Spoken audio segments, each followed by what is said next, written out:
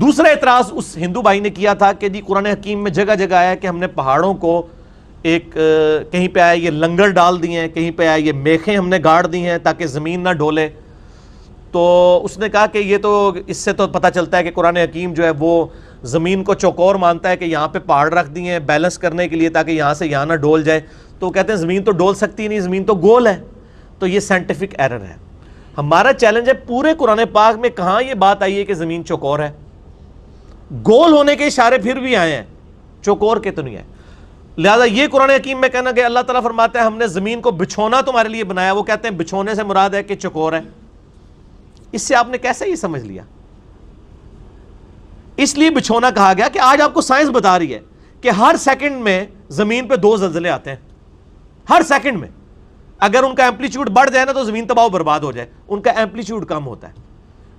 ایسی زمین جہاں ہر سیکنڈ میں 2 زلزلے آ رہے ہوں اس کو رہنے کے قابل بنا دینا, پھر اس کی 4 موشنز ہونا, سورج کے گرد الگ سے, اپنے محور کے گرد الگ سے, وہ 23.5 ڈگری کا اینگل جو ہے اس کے گرد سائنوسائیڈل اس کی جو موومنٹ ہے وہ الگ سے, جس کی وجہ سے موسم بدلتے ہیں. یہ میں نے مسئلہ نمبر 60 میں ساری ڈیٹیلز بتائی ہیں کس کس سپیڈ سے یہ موومنٹ ہو رہی ہیں.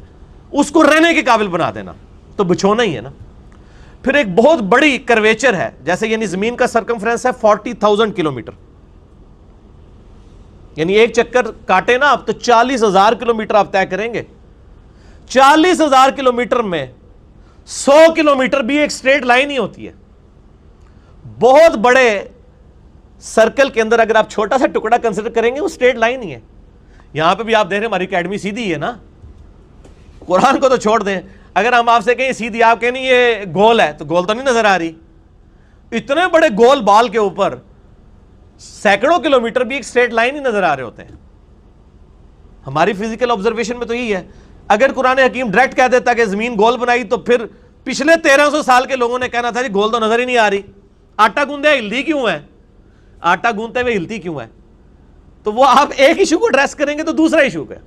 تو وہ ان لوگوں کو جن کو سائنس نے ترقی نہیں کروائی ہوئی تھی نا, ان کے لیے وہ چیزیں اسٹیبلش ہوگی کہ ان کو بچھونا ہی نظر آتا تھا. آج سائنس نے اگر گول دریافت کیا تو ساتھ یہ بھی دریافت کر لیا ہے کہ گول چیز پہ جو بہت بڑے سرکمفرنس کی ہو اس پہ کچھ کلومیٹر بھی ایک سٹریٹ لائن ہی ہوتے ہیں, وہ بچھونا ہی نظر آتا ہے. تو دونوں چیزیں سمجھ آ گئی. سنوریہم آیاتنا فی الآفاق وفی انفسہم حتی یتبین لہم انہ الحق. زمین و آسمان میں عنقریب ہم ان کو نشانیاں دکھائیں گے ان کی اپنی جانوں میں. Structure of genes, D N A, اس پہ میں مسئلہ نمبر 60 میں بول چکا ہوں. اس نے آج انسان کو ماننے پہ